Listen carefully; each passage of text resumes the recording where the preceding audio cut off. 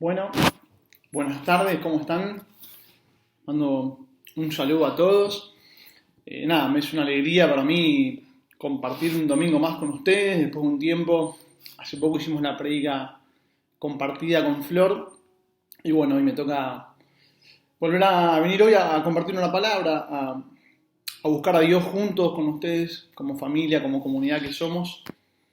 Y la verdad me pone muy contento, siempre les abro mi corazón, me pone nervioso predicar, a veces me da inseguridad, pero no por eso deja de ser una alegría y la verdad un privilegio. Les mando un beso muy grande a todos los que están mirando, a cada familia, a cada iglesia que se está conectando, a cada hogar, a cada uno de los chicos si están viendo la prédica en otro momento.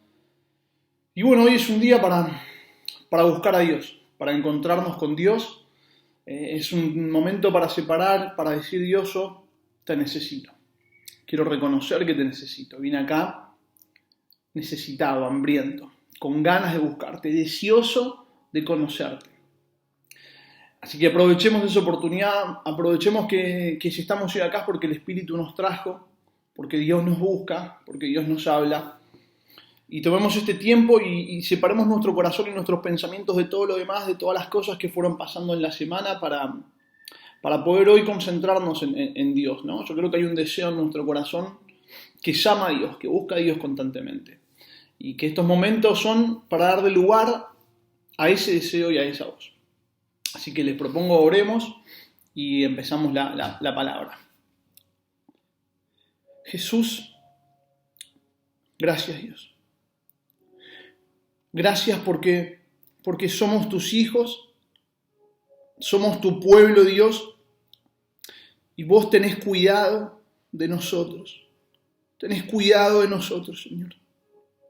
Gracias porque no nos vas a dejar sin palabra, no nos vas a dejar sin consuelo, no nos vas a dejar sin abrigo, Señor. Gracias porque hasta acá nos ayudaste vos en la vida, Jesús, porque tu mano fue de sustento, Dios, de fortaleza para con nosotros, Jesús. Gracias porque tu palabra nos trajo ánimo tantas veces, Dios. Gracias porque nos trajiste dirección cuando estábamos confundidos, Dios.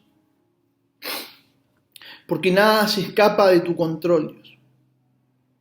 Gracias porque el quebrantado, Señor, el necesitado, Señor, encuentra refugio en vos. Y queremos venir hoy a vos con un corazón así, papá, con un corazón sincero, con un corazón vulnerable, Dios, con un corazón que te necesita, Jesús. Hay muchas cosas que nos cargan, Dios, mochilas que vamos llevando, preocupaciones que nos quieren ahogar, cosas que compiten por nuestra atención. Pero una sola cosa es necesaria para nuestra vida, Señor. Y es estar en tu presencia, y es escuchar tu palabra, y es conectarnos de nuevo con vos y con esa mirada de amor, Señor, que nos restaura. Jesús, que la palabra de hoy sea un fundamento para nuestra vida. Yo creo que esta es tu palabra, Dios, y que va a marcar a esta generación, Jesús. Que es una palabra que nos marque a fuego, papá. En el nombre de Jesús. Amén. Amén. Bueno, hoy preparé una palabra que le voy a poner de título Comunidad de Fe. No sé si es el nombre, lo podemos cambiar, pero pensé en eso. Y siempre que hago una prédica, empiezo con una pregunta, ¿no? Me empiezo haciendo una pregunta que sea como disparador de todo lo demás, que nos ayude como a ordenarnos. La prédica de hoy va a tener una introducción donde vamos a hacer un poquito de historia. A mí me gusta la historia, me gusta conocer el contexto de las cosas, me gusta saber cómo llegamos acá, me gusta conocer las fechas, los personajes, me ayuda a entender, a poner las cosas en un marco más amplio, en un dibujo, en un plano más amplio. Y es importante también para crecer en conocimiento, para tener más herramientas y más recursos. Y la historia que vamos a empezar viendo hoy es la historia del templo de Dios. Y entonces esta es la pregunta que empiezo haciéndome y es, ¿qué es un templo? ¿Qué es un templo? Un templo es un lugar de adoración, un lugar de reconocimiento, un lugar santo, que quiere decir que santo quiere decir que está separado de todo lo demás, que lo separamos para un propósito específico. Es un lugar que está dedicado a una causa. Lo primero que pensamos son los grandes templos religiosos que se hacen en honor a algún dios o algún hombre, pero podemos pensar también en cosas más sencillas. Nuestros templos modernos pueden ser lugares especialmente dedicados al fútbol, una cancha mítica y este es el templo del fútbol. Este es un lugar dedicado a este deporte hermoso. Podemos hacer templos a la gastronomía, a la comida. Hay lugares que se llaman, no sé, como que te diga, el templo de la milanesa, el emporio de la pizza. Lugares dedicados a la comida que más nos gusta, a la comida a la que nos queremos especializar. Y también pueden ser cosas más cercanas y cotidianas. Un templo puede ser un espacio de la casa que separamos para tener un momento de relajación, un lugar donde lo dedicamos a la música o a descansar o a jugar. Nuestro templo es ese lugar a donde vamos a refugiarnos después de un día difícil. Pero hay una pregunta que el ser humano se hace desde que tiene conocimiento y dice, ¿dónde está Dios? Y bueno, los templos se construyeron con la intención de responder de alguna forma a esa pregunta. Nosotros sabemos que Dios no vive en ningún lugar hecho por manos humanas, que Dios no vive en un lugar físico, pero eligió un lugar especial que lo represente.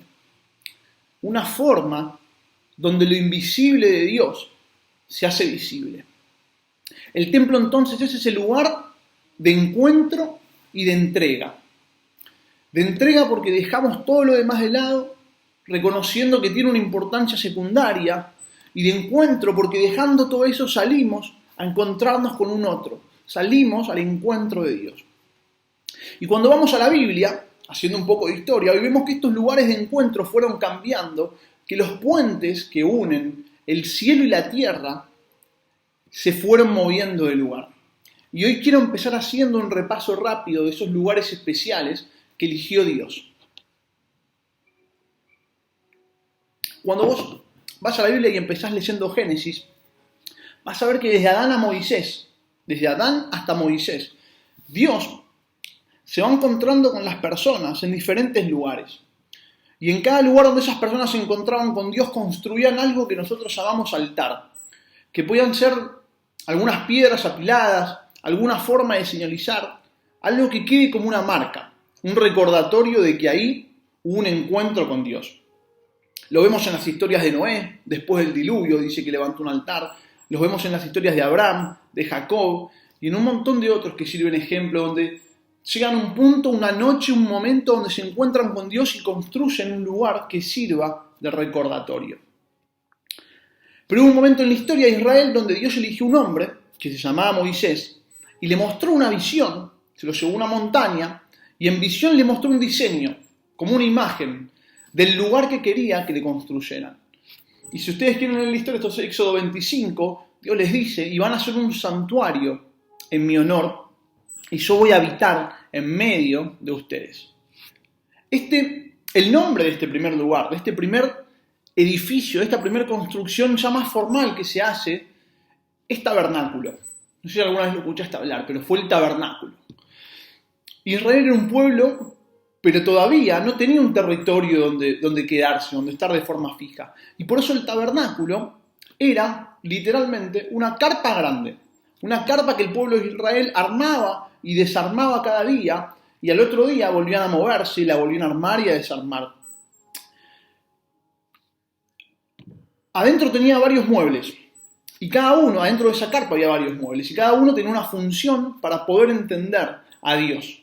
Pero el mueble más importante que había en el tabernáculo se llamaba el arca del pacto. Y el arca era una caja de madera, muchos que ya lo saben, que estaba cubierta de oro, y era un símbolo, una señal de que Dios estaba en ese lugar. Pero no solamente era simbólico, sino que realmente algo pasaba en ese lugar.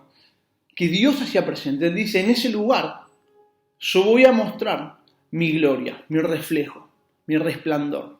Y cada vez que Moisés quería hablar con Dios, entraba a ese lugar y una nube cubría todo el espacio y ahí podía escuchar la voz de Dios. Israel desde que salió de Egipto, estuvo 40 años dando vuelta en el desierto, moviendo el tabernáculo cada día para que la presencia de Dios vaya con ellos. Hasta que al final llegaron a la tierra que Dios les había prometido, y el tabernáculo y el arca quedaron fijos en una ciudad que se llamaba Silo. Esto está en Josué 18. Quiero que vayan haciendo las fechas y tengan los versículos para leerlo en algún momento. Entonces lo primero fue el tabernáculo, que primero estuvo dando vueltas hasta que llegaron a Silo, entraron a la tierra de Israel y lo establecieron en esa ciudad. Y a partir de ese momento, cada vez que todo el pueblo quería ir a pedirle perdón a Dios, a arrepentirse, a encontrarse con Dios, de todos los lugares de la nación iban a esa ciudad y hablaban con el profeta o con el sacerdote que estaban ahí. Silo se transformó en la capital de esa nación, del pueblo de Israel, en una especie de primera capital que tuvieron. Y durante muchos años fue el lugar de encuentro con Dios y el pueblo. Israel entró en un periodo de la historia en el que no tienen reyes, se llama el periodo de los jueces, es el libro de los jueces en la Biblia, donde Dios levantaba gente que juzgaba a Israel, que llamaba a Israel al arrepentimiento y les decían, vuelvan a Dios. Y el arca permaneció en Silo hasta el tiempo del profeta Samuel, que seguro muchos conocen la historia. ¿Se acuerdan que Dios los llama en el templo y él escucha que Dios los llama y piensa que es Elí, que es el sacerdote, hasta que le dice, heme aquí Dios, acá estoy? El arca estaba en Silo en ese momento, pero algo pasa. El pueblo ya venía de muchos años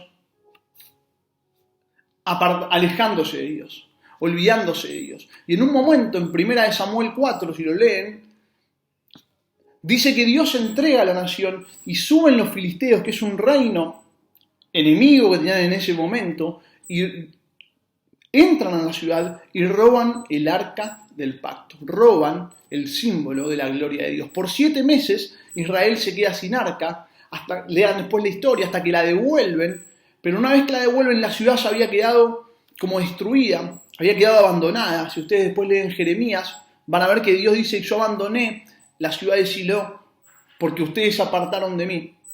Y el templo pierde de nuevo, el tabernáculo pierde de nuevo ese lugar fijo. Y empieza el arca a moverse de ciudad en ciudad, de pueblo, de casa, y queda sin lugar de pertenencia. Este fue el primer lugar, el tabernáculo de Dios que se había establecido en Silo. El segundo lugar fue el templo de Jerusalén. Años después viene David, el rey David, el más importante de la historia de la nación, y se da cuenta que el arca había quedado olvidada y decide traerla al palacio, a Jerusalén, a la misma casa donde él vivía. Y le dice a Dios que quiere construirle un templo para que quede un lugar fijo, donde el pueblo haga memoria de él, donde el pueblo lo recuerde, donde toda la nación pueda subir. Y Dios le dice, le encanta el plan, pero le dice, esa casa no la vas a construir vos, la va a construir mi hijo, y es Salomón, su hijo, el que levanta el primer edificio. Ya no una carpa, sino un edificio con columnas, con murallas alrededor, con habitaciones específicas donde estaban los levitas. Un edificio impresionante. ¿Y sabés qué dice? Segunda de Crónicas 7. Dice que cuando lo terminaron, la gloria de Dios, la presencia de Dios, la realidad misma de Dios llenó todo el lugar. No solamente donde estaba el arca, no solamente ese lugar especial, sino todo el templo, tanto que nadie podía entrar, ni siquiera al patio de afuera.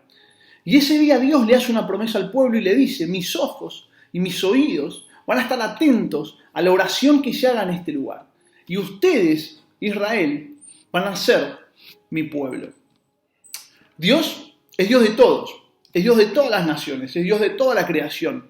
Pero para Israel no solamente iba a ser Dios, sino que les dice, porque ustedes se separaron de todos los demás y me prepararon un templo, ustedes van a ser mi familia. Ustedes van a ser mis representantes acá en la tierra, mi especial tesoro. Y dice más, incluso si ustedes se alejan de mí y vienen sequías o plagas, cuando lleguen las consecuencias, si ustedes se humillan y buscan mi rostro y se convierten de sus malos caminos, entonces yo oiré desde los cielos y perdonaré sus pecados y sanaré su tierra. No era un edificio nada más. La tradición dice que el templo se construyó exactamente sobre la misma piedra donde Abraham estuvo a punto de sacrificar a Isaac. En el mismo lugar donde Jacob, si conocen la historia, vio en una noche una escalera y ángeles que subían y bajaban y dijo, este lugar es la puerta del cielo, es la entrada a lo espiritual. Y hasta el día de hoy, y esto lo pueden googlear, búsquenlo, hay una piedra en esa montaña que se llama la piedra fundacional y piensan que es esa misma piedra. Y muchos místicos judíos creen no solamente eso, sino que en esa piedra fue el principio de toda la creación. Que fue como que te diga lo primero que formó Dios, la primera materia que formó Dios y que a partir de ahí creó todo el resto del universo. Es más, creen que en ese mismo lugar, en esa misma piedra, en ese mismo monte, se genera la unión, el puente entre el mundo natural y el espiritual. Que en ese punto las dos realidades se juntan. Es el punto de encuentro entre el cielo y la tierra. El mediador entre Dios y los hombres. La piedra fundacional. Pero cuando muere Salomón, sus dos hijos se pelean y todo el país, busquen un mapa de Israel en un momento, todo el país se divide en dos reinos separados y cada uno tiene un rey, un hijo y otro. La parte del norte pasa a llamarse Israel y después se llama Samaria. Y la parte del sur se llama Judá. Y en Judá queda el templo. En Judá está Jerusalén y en Jerusalén el templo. Pero los reyes que vienen después se olvidan de Dios. 200 años después del reino de Salomón, el reino del norte pierde la guerra con el imperio asirio. Los conquistan y pierden la independencia. Desaparece el reino del norte. Y 100 años después pasa lo mismo con el reino de Judá, que pierde la guerra a manos de Babilonia. Pero no solamente pierde la guerra, sino que Babilonia destruye el templo de Salomón. Y todos los principales, toda la gente importante de Israel, se las llevan cautivas a vivir en el exilio en Babilonia. Si quieren leer esto, Segunda de Crónicas 36 y Segunda de Reyes 25. Y es el tiempo en el que profetiza Jeremías, Ezequiel y Daniel.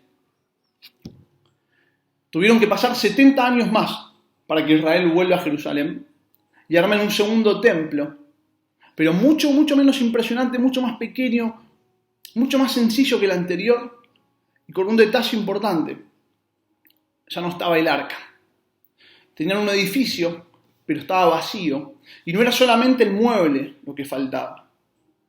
En el capítulo 10 del profeta Ezequiel vemos que Dios había anunciado el peor de los resultados, que por la rebeldía del pueblo no solamente se iba a perder el arca, sino que la gloria de Dios abandonó el templo. Dios levantó su lugar de reunión, se fue de ese lugar. Pero en el capítulo 43 de Ezequiel, él habla de un día en que la gloria de Dios iba a volver a la ciudad desde el este. 500 años después, un carpintero nacido de Belén entró a la ciudad sentado sobre un burro por la puerta del este. La imagen visible de Dios, la gloria del Padre, volvía a la ciudad. ¿Se acuerdan de la historia de Jesús y la mujer samaritana? Ella le dice en un momento, ella es samaritana, es de Samaria, y le dice, nuestros antepasados, nuestros padres adoraban en este monte, en Samaria, porque en Silo, que quedaba en Samaria, ese fue el lugar original del templo. Pero ustedes los de Judá nos dicen que no, que hay que adorar en el templo de Jerusalén, porque ahí lo hizo Salomón. Pero Jesús le contesta, llegó la hora, mujer, en que ni en este templo, ni en el otro, ni en este monte, ni en el otro, en espíritu y en verdad, el punto de encuentro se movió. Antes de morir, Jesús mira el templo y les dice, no va a quedar piedra sobre piedra. Mateo 24. Y 40 años después de esa palabra se cumplió. Israel trata de ir a la guerra para independizarse y el ejército romano entra a la ciudad, sofoca la rebelión y destruye el segundo y último templo. Y les doy un detalle más profético. Miles de años después la ciudad es conquistada por los musulmanes Y en el año 1500, la puerta de la ciudad estaba rodeada, hasta el día de hoy algunas partes se mantienen por una muralla y se entraba solamente por algunas puertas. La puerta de la ciudad que da al este fue sellada completamente por un rey que gobernaba la ciudad, como símbolo para evitar que el futuro Mesías de Israel entre a recuperar la ciudad. Acá termina nuestra parte histórica. Ahora, ¿por qué? ¿Por qué hice toda esta introducción? No solamente para conocer un poco más de la historia de Israel, sino que necesitamos hacernos la pregunta: ¿qué pasó con Israel? ¿En qué momento perdieron la gloria de Dios? Dios mandó un profeta atrás de otro para hacer entrar al pueblo en razón. Nos faltó la palabra, Dios no los dejó sin advertencia. Lo que falló no fue la intervención espiritual. Aunque hubo profecía, aunque hubo milagros, hubo señales, hubo gente llena de Dios que les habló, que les mostró a Dios, aunque vieron cosas increíbles, el corazón del pueblo no cambió. ¿Qué es el corazón? Los deseos, las cosas que más nos importan en la vida. Eso que sentimos que no nos puede faltar nunca, porque si no, quedamos desnudos, quedamos sin sentidos. Jesús nos dijo: donde está tu tesoro, ahí está tu corazón. Ahora miren lo que les decían, lo que les contestaban los profetas. Miqueas 3 y Jeremías capítulo 7. Dios los confrontaba diciendo: ustedes están llenos de injusticia. Tuercen y acomodan las cosas siempre para su beneficio y no respetan nada. Viven solamente para ustedes mismos. Escuchen esta palabra, les dice: ustedes son jueces que cambian la decisión según sus propios intereses. Son maestros que enseñan por conveniencia. Son profetas que hablan solamente para conseguir plata. ¿Dónde quedó el derecho? Cuando respetamos algo simplemente porque es lo correcto, más allá de si me beneficia a mí o no. Pero hoy cada uno de ustedes busca lo suyo. Y nadie se pregunta ni se examina con sinceridad ni se cuestiona sus propios argumentos y deseos. ¿Atrás de qué estoy corriendo? Si me veo solamente a mí mismo, ¿dónde queda el dolor del otro? Y miren lo que contestan. Miren lo que contestaban ellos. Miqueas 11, 3:11 les dice de esto: ¿no está Jehová entre nosotros? No vendrá mal sobre nosotros. Y en Jeremías 7:4 dice que ellos contestan: templo de Jehová, templo de Jehová, templo de Jehová es este. ¿Qué están diciendo? Nosotros somos el pueblo de Dios. Acá está su templo. Nosotros somos los cristianos. Nosotros tenemos la palabra de Dios. Acá se manifiesta su presencia. Se escondían atrás de defensas externas, de argumentos que no permitían que la palabra les llegue al corazón. Yo ayuno 2 veces por semana y diezmo todo lo que tengo, le decían a Jesús cuando los confrontaba. Tengo en el celu todas las canciones de Marcos Brunet. Pero un título no nos puede salvar. Dios no respalda ni lugares, ni templos, ni instituciones, ni ministerios, ni autoridades. Dios respalda conductas, formas de vida, personas habituadas, acostumbradas, ejercitadas a decirse no a ellos mismos cuando es necesario para hacer lo que es justo. Es tan sutil la línea a veces. El error está siempre al alcance de la mano, el hacer las cosas a la fuerza. Pero Dios no nos va a dejar sin corrección, no nos va a faltar la palabra. Prestemos atención entonces, no sea que nos engañemos a nosotros mismos diciendo: templo de Dios, pero nuestro corazón y nuestra conducta esté lejos de Él. El problema no es estar equivocados, no es pecar, no es fallar. El problema es cuando estamos tan duros, tan aferrados a algo, tan obsesionados con una idea, con un pensamiento que se nos metió en la cabeza, con una forma de vida que aprendimos, que somos capaces de ir en contra de todo lo que construimos, con tal de no ceder, de no soltar ese tesoro. Podemos escuchar esta palabra y pensar: claro, esto es lo que le está pasando a tal persona, esto es lo que le pasa a tal iglesia, pero nuestra vida no va a cambiar hasta que nosotros no escuchemos estas palabras y digamos, sí Señor, soy yo, me estás hablando a mí, yo sé que me estás hablando a mí. Israel no solamente perdió un edificio o un mueble, todo el sistema del templo, todas las actividades que se hacían, era una forma de relacionarse con Dios. Desde el momento en que entraban hasta que salían, era una enseñanza, un símbolo de quién era Dios y de cómo tenían que caminar en la vida. La forma de pedir perdón, de agradecer, de encontrar consuelo, de recibir sanidad, todo dependía de actividades y rituales que se hacían en el templo. Pero el enojo y la terquedad, la necesidad de protegernos de una ofensa, el miedo a perder, nos puede costar todo eso y mucho más. Y darnos cuenta que nos quedamos con un edificio hueco. La gloria de Dios no habita en templos humanos. El edificio sirvió durante un tiempo como un anticipo de la gloria que iba a venir. Dios está vivo y porque está vivo, su templo también tiene que estarlo. Nosotros somos hoy el templo del Dios viviente, el cuerpo para que Él se mueva, el lugar de encuentro. La prédica de hoy tiene que ser una continuación de la del domingo pasado. Si no entendemos la importancia de la oración de Jesús, si no vemos el peso que tiene su corazón en ese momento, buscando y pidiéndole al Padre que haya ese amor espiritual los unos por los otros, si no entendemos ese peso, estamos condenados a repetir la misma historia.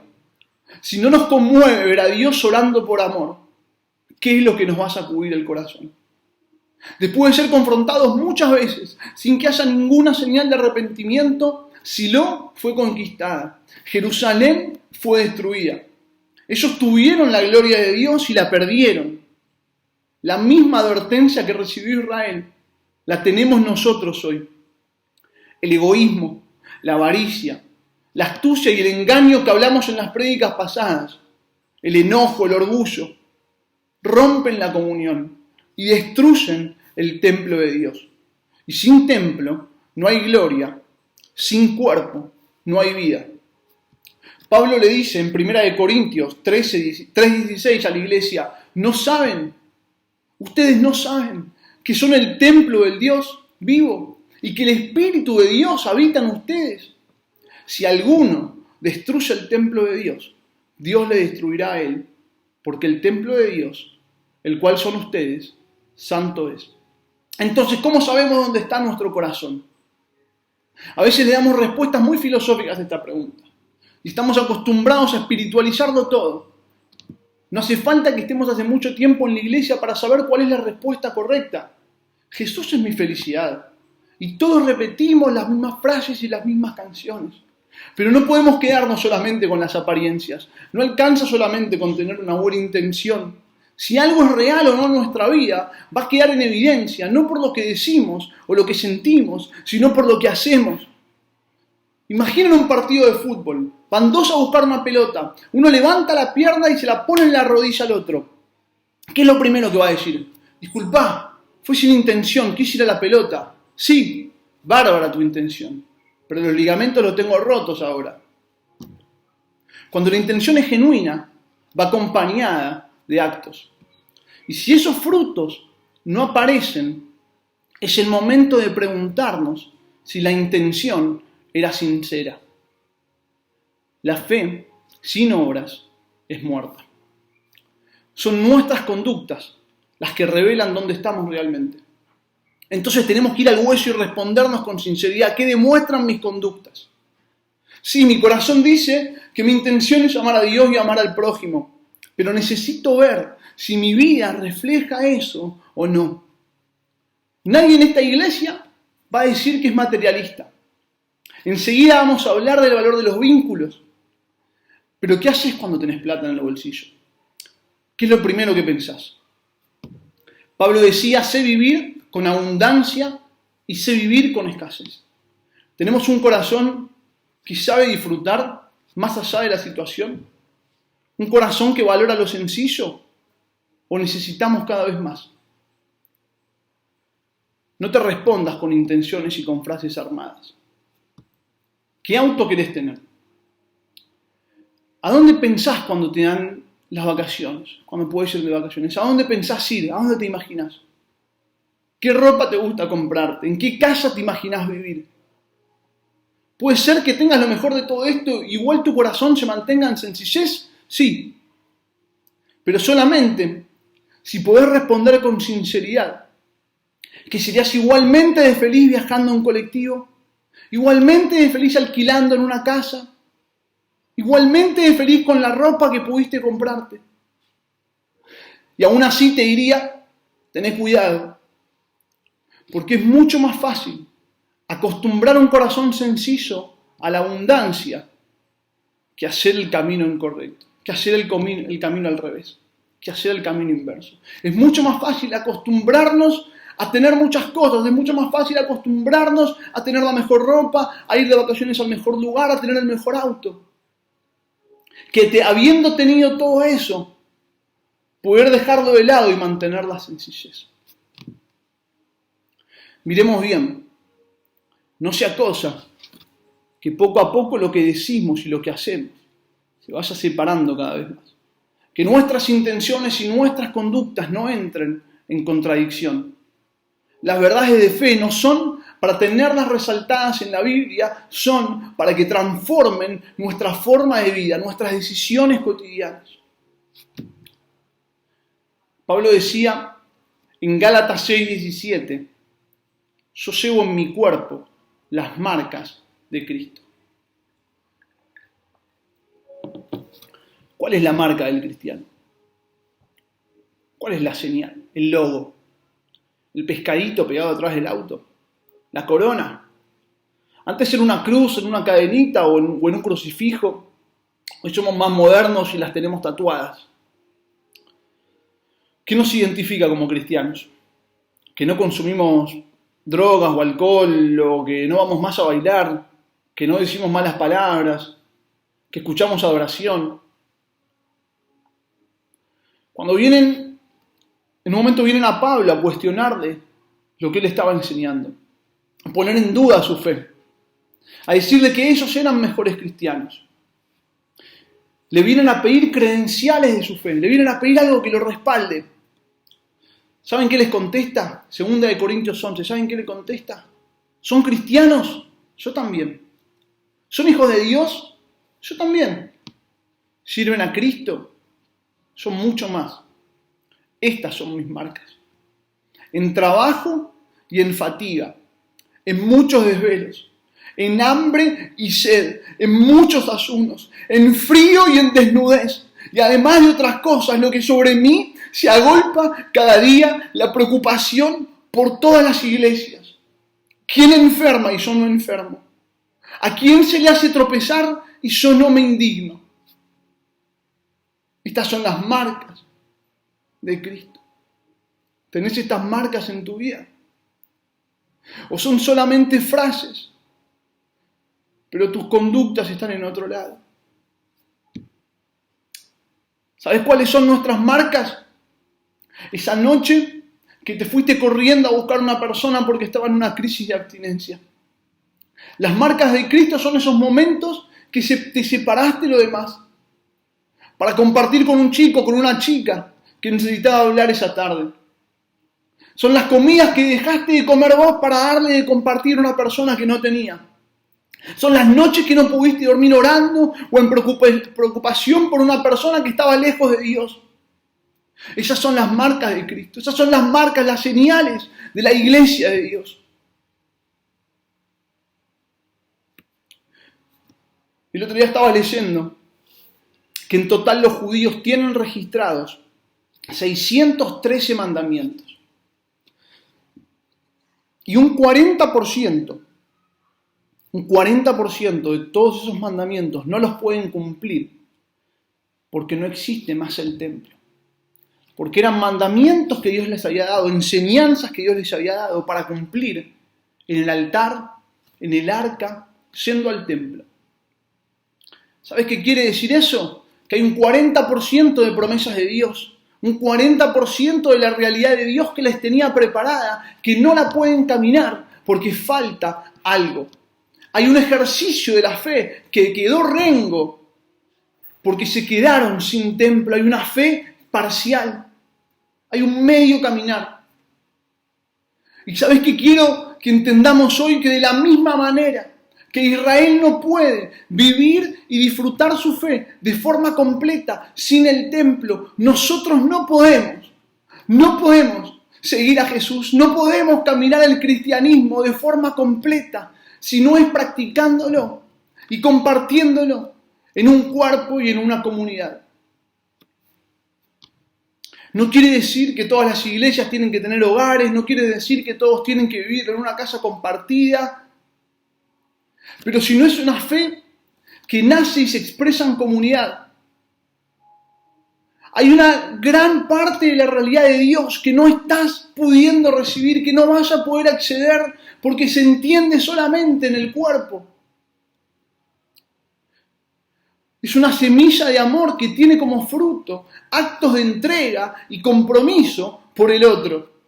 ¿Quieren argumentos? Miren cómo vivió Jesús. Miren lo que hicieron los discípulos después de la resurrección. El Espíritu siempre nos va a mover a construir vínculos y entrelazarnos. Hay espacios y dimensiones de la fe que solo se dan a partir de compartir momentos cotidianos con otras personas. Congregarnos no puede ser solamente participar un fin de semana de una reunión con desconocidos o de una actividad organizada en la iglesia local. Aprendimos una forma de vida que dice así: cada uno se tiene que cuidar a sí mismo. Y si vos no lo haces, nadie lo va a hacer por vos. Y venimos con eso, arrastramos esa idea, y venimos a la iglesia con esa idea, y pasan los años, y gran parte de esa idea permanece intacta. Y no se destruyeron nuestros argumentos. Y caminás rengo.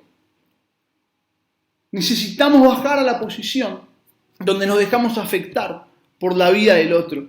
Y este es uno de los desafíos más grandes. Incluso podemos ayudar, pero no dejarnos ayudar. Podemos hacer grandes actos de caridad y entrega, pero sin bajar la guardia, sin exponernos a la incertidumbre y a la duda que genera que tu vida esté vinculada y estar a disposición con otro. Porque no sabés qué va a pasar, no sabés cómo se va a comportar, no sabés si te van a corresponder o no te van a corresponder. ¿Por qué es tan difícil hacer familia? No piensen solamente acá en libertad eterna, porque es una palabra para todos. Pero es muy difícil romper cuando las cosas se vienen haciendo de la misma manera hace 50 años en la iglesia. Pero Jesús nos dice: nadie se salva solo.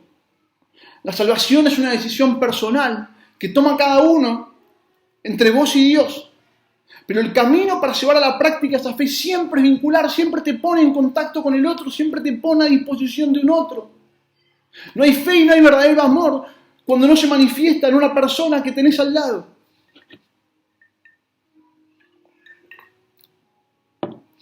No alcanza solamente con asumir una responsabilidad formal frente a los demás. Bueno, soy el líder de tal, los llamo una vez por semana. No alcanza. No alcanza.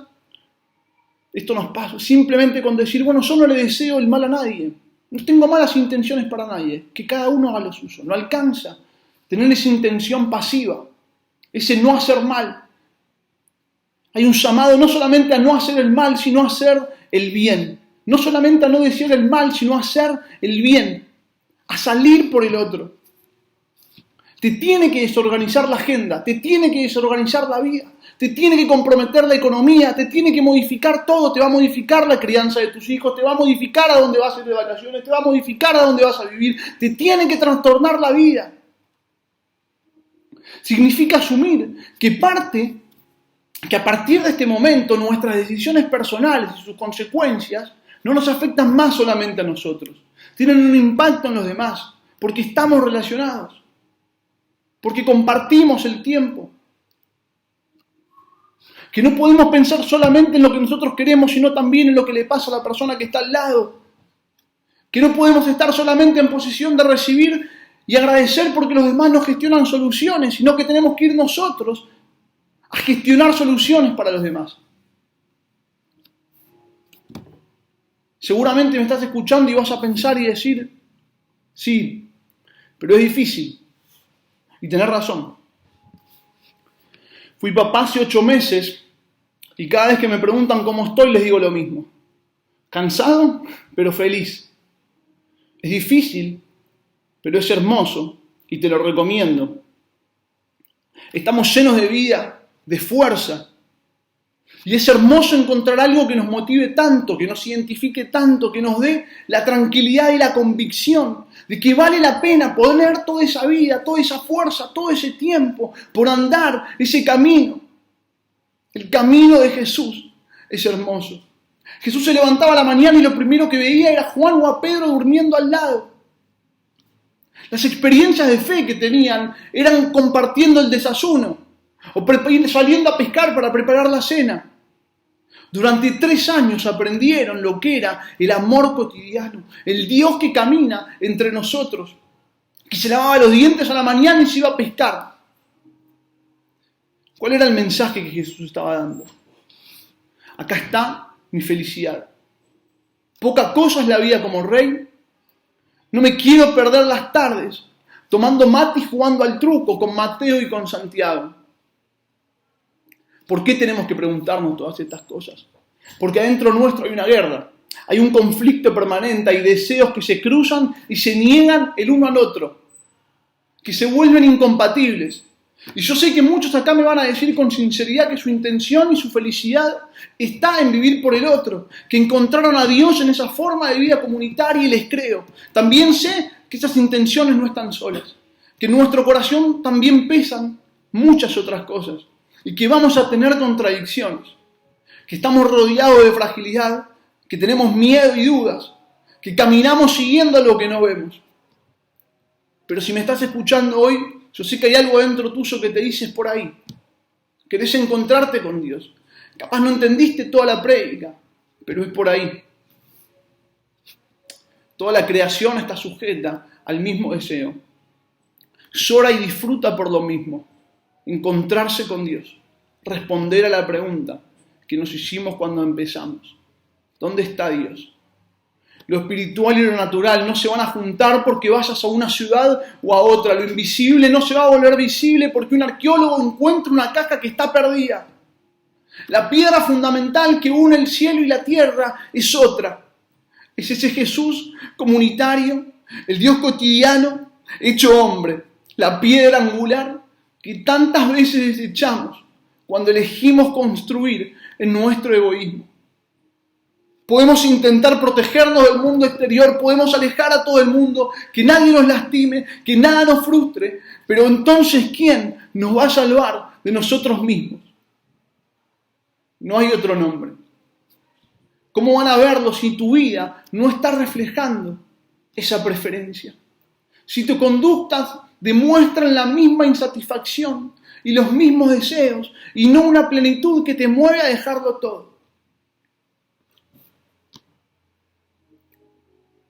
Quiero cerrar y que leamos unos versículos. Romanos 14:8 dice, pues si vivimos, para el Señor vivimos, y si morimos, para el Señor morimos. Así pues, sea que vivamos o que muramos, somos del Señor. Y 2 Corintios 5:15 dice, Dios murió por todos, para que los que viven ya no vivan para sí mismos, sino para aquel que murió y resucitó. O vivimos para nosotros mismos, o vivimos para Dios. O vivimos para nosotros mismos, o lo que es lo mismo, vivimos para los demás.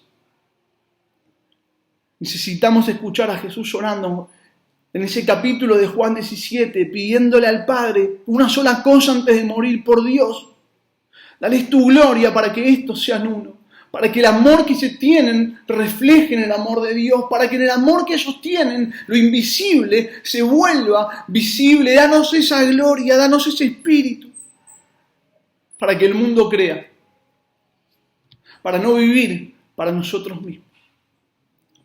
Primera de Pedro 2, versículo 4. Acerquémonos a Él, piedra viva y desechada ciertamente por los hombres, mas para Dios escogida y preciosa. Y ustedes también, como piedras vivas, sean edificados como casa espiritual y sacerdocio santo, para ofrecer sacrificios espirituales aceptables a Dios. Por lo cual también contiene la Escritura: he aquí pongo en Sión la piedra del ángulo, escogida y preciosa, y el que crea en él no será avergonzado. Y si escuchaste esta palabra y esa necesidad se despertó adentro tuyo, si a medida que fue pasando la palabra era como un fuego que se encendía, como le decían antes, yo sé que es por ahí. Yo sé que este es el templo de Dios y hay adentro nuestro una necesidad que es del Espíritu, que nos lleva a buscar a Dios, que te lleva a querer encontrarte con Dios. Y ese lugar de encuentro está hoy en su iglesia.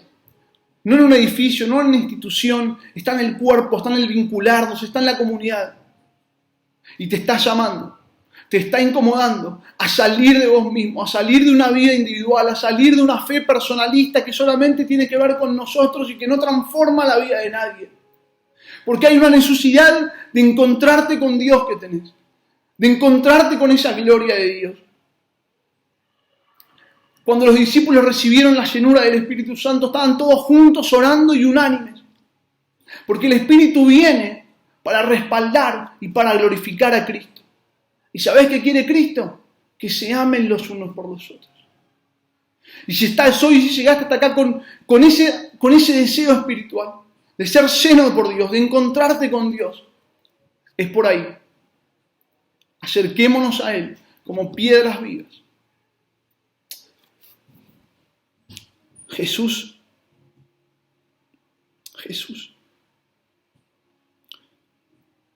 Creo de todo corazón que esta palabra tiene que marcar esta generación.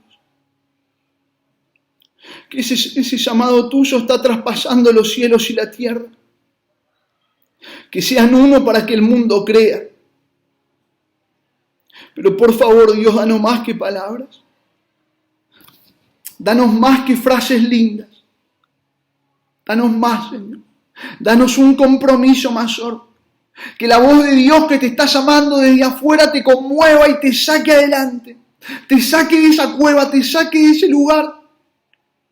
Levántate y cree porque vas a ver mi gloria. Porque hay un templo que estoy preparando, hay un templo que se está levantando. Y se construye con actos de amor.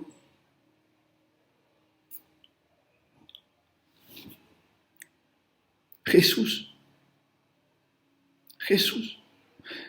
danos el Espíritu Santo. Danos el Espíritu Santo para caminar en esta palabra, Dios. Porque no se puede hacer, no se puede cumplir con fuerza humana, no se puede cumplir con voluntad humana. No estamos llamados solamente a la amistad, no estamos llamados solamente a no desearle mal a nadie, no estamos llamados solamente a no estar en un gran conflicto. Tu oferta es diferente, la oferta que Dios te da es distinta. Te ofrezco mi corazón. Te ofrezco sentir como yo siento. Te ofrezco acceso a esa gloria. Dios, permitirnos analizarnos hoy en profundidad. Dios, analizarnos en profundidad. Si nuestras intenciones dejaron de estar respaldadas por conducta, Dios. Si el enojo se levantó, si el orgullo se levantó, si la envidia se levantó, si nos pusimos como enemigos tuyos y en contra del templo.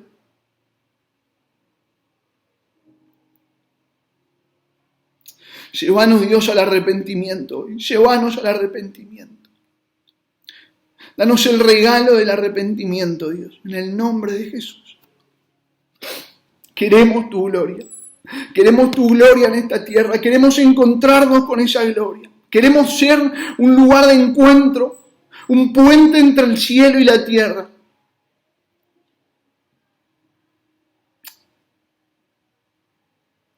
Y respondemos a tu llamado y a tu deseo. y a tu oración. Danos convicción. Danos convicción. En el nombre de Jesús. Los bendigo a cada uno de los que están orando hoy. Los bendigo. Los bendigo. En el nombre de Jesús. Amén. Muchas gracias.